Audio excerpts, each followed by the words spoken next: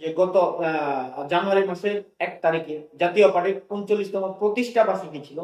সেই প্রতিষ্ঠা বার্ষিকীর বিভিন্ন জায়গায় পুলিশ থেকে বাধা, বিভিন্ন রাজনৈতিক বাধা এসেছে।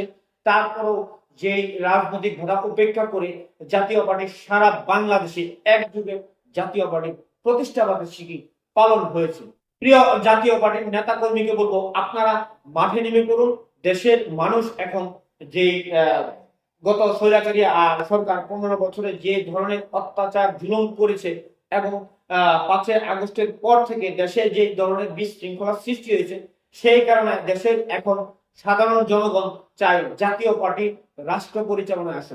এর কারণটাই হলো যে জাতীয় পার্টিতে কোনো ধরনের চাঁদাবাজ নেই, দুর্নীতিবাজ নেই, কোনো ধরনের পেশি শক্তি খাটানোর মতন কোনো ধরনের ইতিহাস নেই। শুধু আছে উন্নয়ন আর উন্নয়ন। তাই দেশের আপামর জনতা চায় যে আগামীতে জাতীয় পার্টি রাষ্ট্র পরিচালনা আসুক।